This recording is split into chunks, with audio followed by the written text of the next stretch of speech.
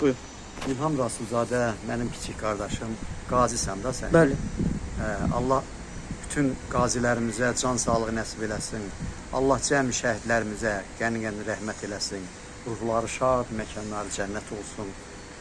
Ona görə ki, o şəhidlərimizin və siz qazilərimizin, igid qəhrəman övladlarımızın, oğullarımızın sayəsində bizim torpaqlarımız 30 illik işğaldan sonra işğaldan azad olundu.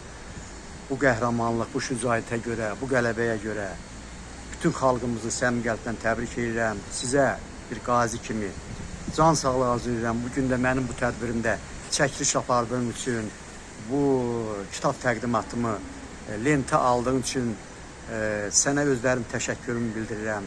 Mənim ilk kitab təqdimatım Atatürk mərkəzində keçirildi.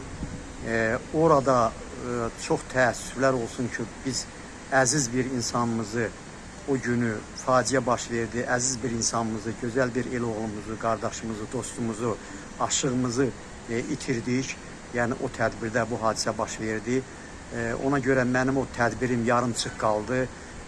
Lakin mənim dostlarım sağ olsunlar, Qəzənfər Məsimoğlu'na mən özlərim təşəkkürümü bildirirəm ki, o kitabımın təqdimatını Qoşma Ədəb Məclisində yenidən keçirməyi rəva bildi. Mən də ona etirazımı bildirmədim. Ona görə bugün də bu tədbir keçirildi.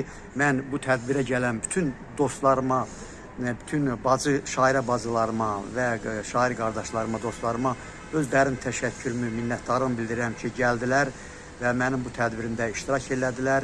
Mənim içimdə elə bir ki, bir boşluq, bir natamamlıq var idi, bir hissi yaşamışdım mən. Ona görə bu boşluğu doldurdular. Ona görə bütün bu tədbirdə iştirak edən bütün dostlara bir daha öz təşəkkürüm, minnətdarlığımı bildirirəm. Və əziz qazi balam, oğlum deyim, qardaşım deyim, sənə də əziyyət çəkib, zəhmət çəkib bu günü, bu kitab təqdimatımı lentə aldığım üçün, video çəkiş etdiyim üçün sənə də özlərin təşəkkürümü, minnətdarlığımı bildirirəm. Öpürəm səni, bağrıma basıram. Var ol, sağ ol, Allah səni qorusun.